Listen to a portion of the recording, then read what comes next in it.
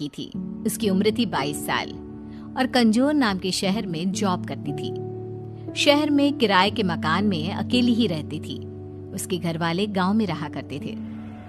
श्वेता का रोज शहर के हाईवे वाले रोड से जॉब से घर का आना जाना रहता था।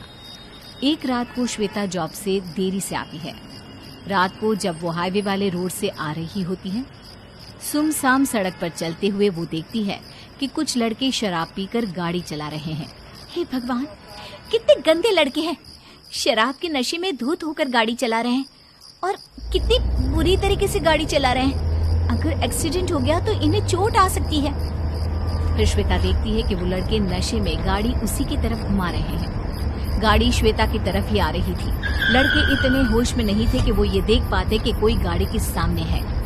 उनका अब गाड़ी पर कंट्रोल नहीं रहता और गाड़ी श्वेता को टक्कर मार देती है। श्वेता का एक्सीडेंट हो जाता है। गाड़ी सड़क के कोने में जाकर ठुक जाती है, जिसकी वजह से उन लड़कों को भी बहुत चोट आती है। श्वेता की एक्सीडेंट में ही मौत हो जाती है। सुबह जब उस हाईवे पर पुलिस घूम रही होती है तो वो देखती है कि एक गाड़ी सड़क के कोने में ठुकी हुई है।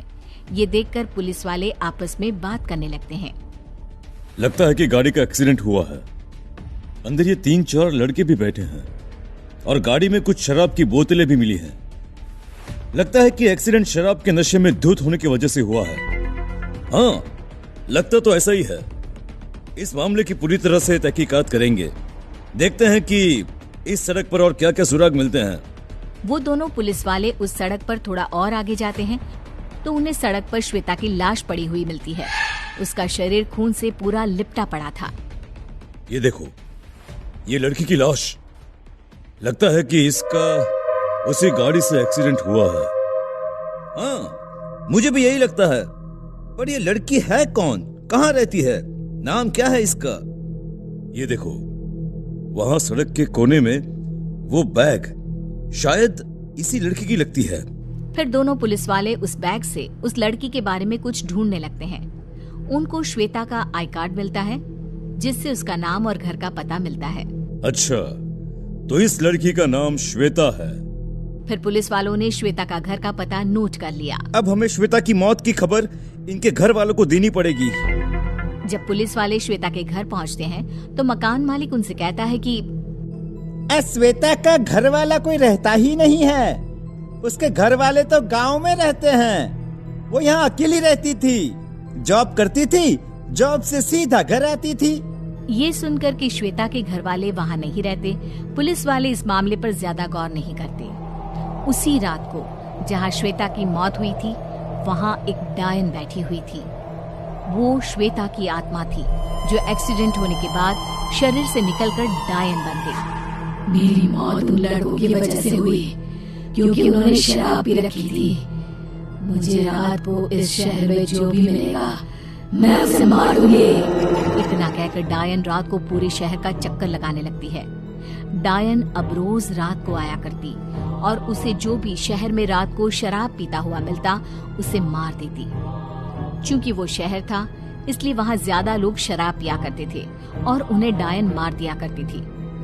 पुलिस के पास इस हादसे की कंप्लेंट्स ज्यादा आने लगी तो पुलिस भी चिंता में पड़ गई कि आखिर ये कत्ल कौन कर रहा है। पुलिस को ये तो समझ में आ रहा था कि कत्ल सिर्फ उसी का हो रहा है जो शराब पीता है। पूरे शहर में ये बात फैल गई। लोगों ने शराब पीना बंद कर दिया, पर एक ऐसा इंसान भी था जिसका इस बात पर बिल्कुल विश्वास नहीं था।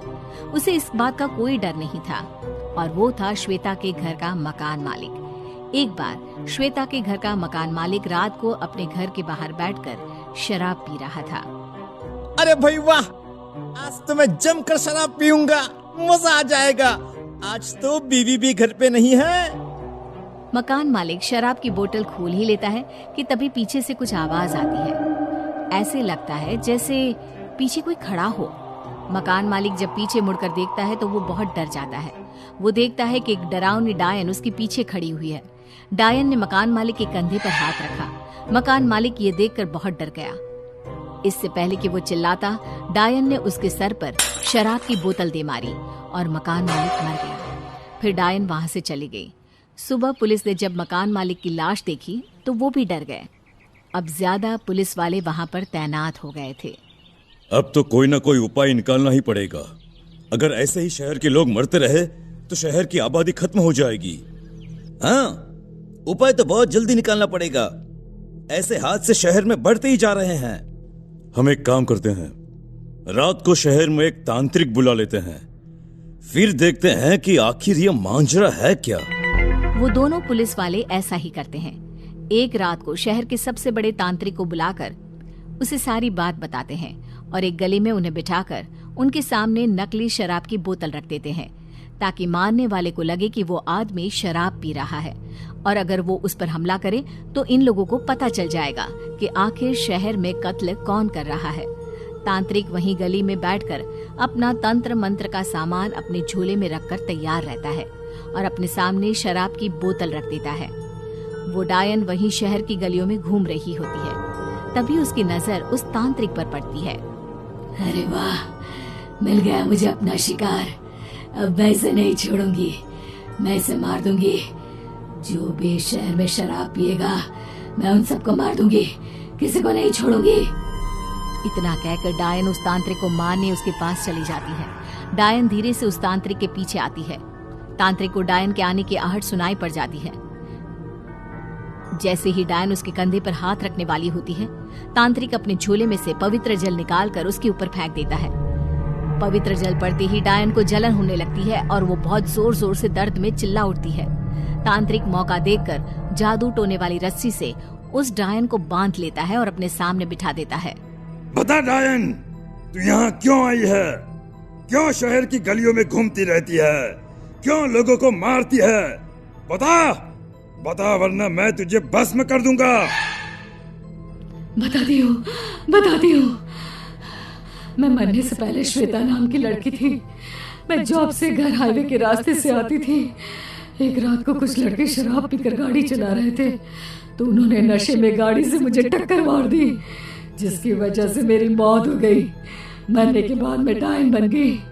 अब मुझे शराब पीने वालों से सख्त नफरत है, इसलिए मैं रात को इन शहर की गलियों में घूमती रहती हूँ, ताकि जो कोई आदमी मुझे शराब पीता हुआ मिले मैं उसे मार दूं, ताकि वो कभी शराब के नशे में किसी और का नुकसान न कर पाए।